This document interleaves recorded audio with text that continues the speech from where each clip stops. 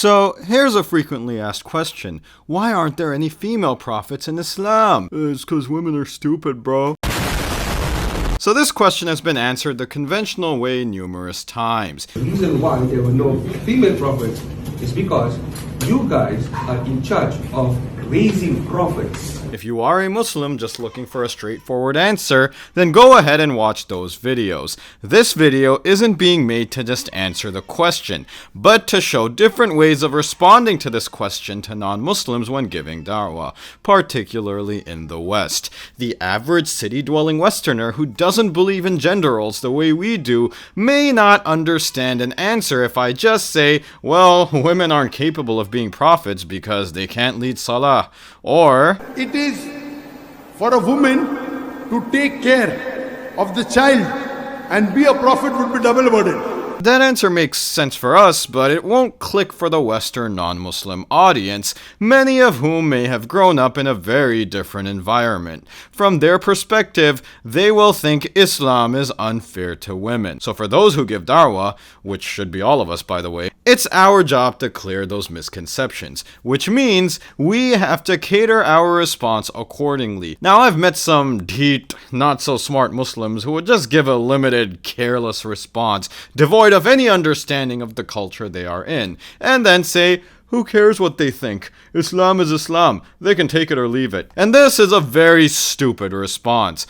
because it shows how little wisdom these people have. Allah subhanahu wa ta'ala tells us to invite people to Islam with wisdom and beautiful preaching. There is a time and place for the take it or leave it approach, but those who lack wisdom don't know when that time and place is. And anyone who drives people away from Islam because of their foolishness will be answerable to Allah. With that being said, how should one respond in a way that makes sense in the Western culture? I would say this. In Islam, the prophets and the messengers can be seen as God's ambassadors. This means they have the task of spreading truth and guidance to the people they were sent to.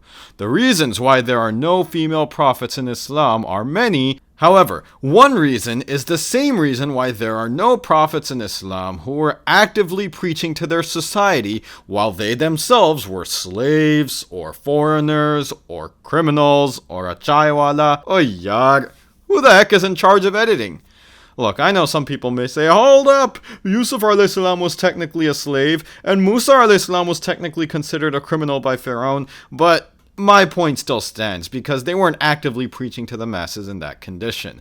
The reason no prophets other than the rare technicalities were slaves or criminals was because the people would not listen to slaves or criminals. The prophets belonged to positions of society that people trusted. The Qur'an shows this pattern to us about his prophets. We sent Nuh to his people. Recall when their brother Nuh said to them, and to the people of Ad, we sent their brother Hud, and to the people of Thamud, we sent their brother Saleh, and to the people of Madian, we sent their brother Shu'aib. All of these prophets were of their people, not foreigners. On top of that, these prophets did not have humble origins. Look at Musa alayhi salam, who grew up in the elite Egyptian circle, or Isa alayhi salam, who came from the most noble family in the eyes of his people, and of course Prophet Muhammad sallallahu alaihi wasallam, who again belonged to the noblest clan, Banu Hashim, within the greatest tribe in Arabia, the Quraysh. On top of that, the Quran even mentions how Nuh alayhi salam was mocked by his people for having followers who were poor, and Nuh alayhi salam defended his followers. So then why? Why is Allah not choosing the poor and the forgotten to be messengers? Does Islam support discriminating on class? Astaghfirullah, of course not. But Allah is sending prophets to these people from noble backgrounds because the message has to be delivered clearly and in a manner that people can digest. For example, imagine you get a text message from a random number saying, "This is the IRS. Please call us back on this number." You're gonna think this is some Indian scammer. Do not read him! Do not read him the card! No! No, no!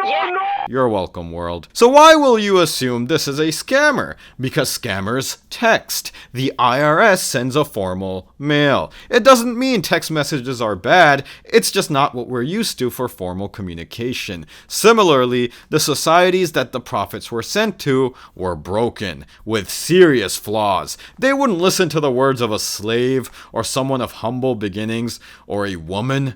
Allah subhanahu wa ta'ala says, and never would we punish until we sent a messenger.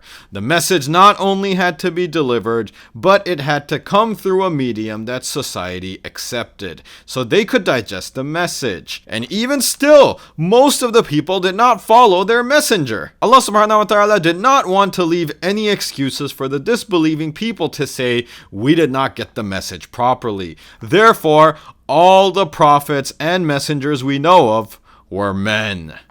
Oh, thank you.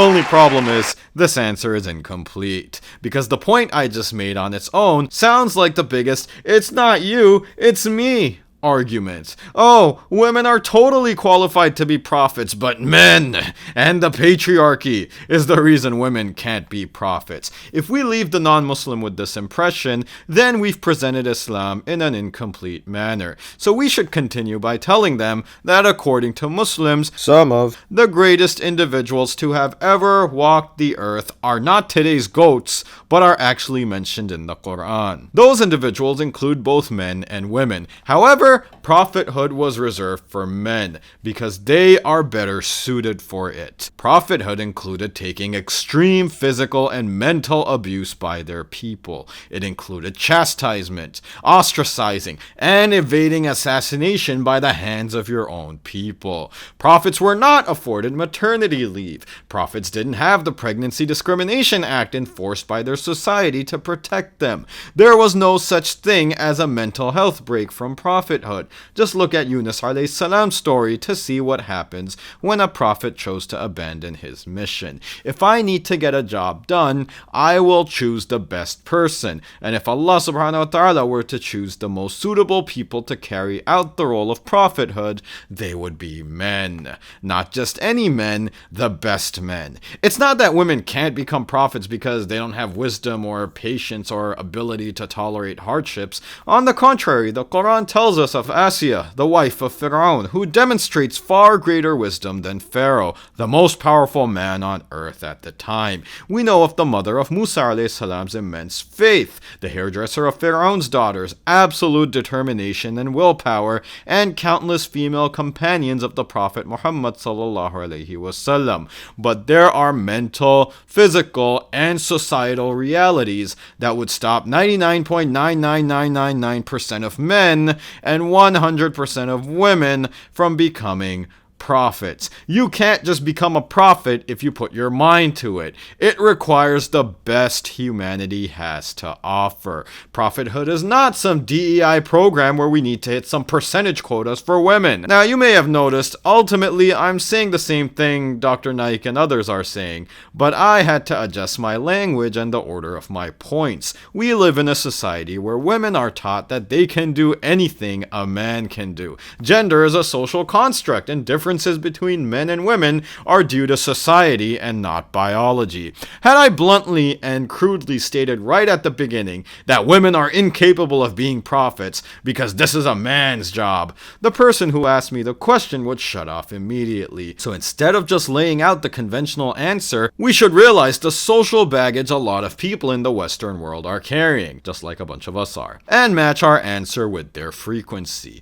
Look, I can go around telling people, you all need to eat fiber and proteins, and then I shove this in their face. They'll continue eating their junk food. If I give them this, however, they'll be more inclined to healthy eating. Well, at least I would be. I don't know if it looks appetizing to everyone else, and I'm hoping it's healthy too. But always remember, do not compromise on the truth, but make the truth palatable for the people you give dawah to. And also remember, have more stock footage so you're not stuck repeating the same 10 seconds on loop over and over again. Now, some food for thought beyond just answering a non-Muslim. There is a minority opinion by scholars that Islam indeed indeed has female prophets, and while it is a minority opinion, they are held by some big names, including Ibn Hazm, Imam al-Qurtubi, and Abu Hassan al-Ash'ari, who say that people like Maryam alayhi salam, Asiya, the wife of Fir'aun, the mother of Musa, among other women, were prophets. They would defend this view by stating that the Qur'an mentions that these women received revelation, or wahi, and that fits the criteria of prophethood defined by these scholars. And if you think about it, the Qur'an tells us a lot more about Maryam alayhi salam, for example, than prophets like al-Yas'a or Dhul-Kifl. So if we were to stick with this minority opinion, which I don't hold by the way, and apply the logic that we were discussing earlier, that society's view of women were one of the obstacles of female prophethood, could it be possible that some matriarchal tribes where women dominated and were the primary decision makers may have had female prophets sent to them? From the little research I've done, this may be over-exaggerated feminist propaganda. But let's ignore all that and assume that there are full women-dominated tribes where women had more authority than men. So, could there be a minute possibility that for these rare instances, a female prophet may have been sent to such tribes? Maybe the rules of hijab, menses, salah, etc. weren't established for these tribes at that time, allowing for more flexibility? Maybe. And maybe your parents are not your biological parents. Go and do a DNA test. Okay, I wasn't gonna go that far. These are all things way above our pay grade to be speculating, and it's definitely not a point of view I'll die on. But why put all these strings and mental gymnastics to find such obscure exceptions? Why do we need to find a female prophet to feel better in the first place? Is this for a need for equality? Islam doesn't measure equality through DEI metrics and prophethood. True equality is in the eyes of Allah and the access to His love and mercy, which Allah subhanahu wa ta'ala already tells us in the Qur'an. Do we need female prophets so women feel represented? This just stems from a weakness of Iman. What do you know? You're not a woman. Look, I'm South Asian. I'm from this region of the world. I'm not scouring the internet to find a Punjabi prophet. Abhe hata isko yaar. I don't need to search for someone of my skin color or my ethnicity or gender to feel represented. I am already represented by being part of one ummah. The ummah not determined by state lines or passports, but by the love of Allah and His Prophet. Because I know Allah loves the believers and the Prophet loved his ummah regardless of ethnicity, status, or gender. If you liked the video, please like, share, and subscribe.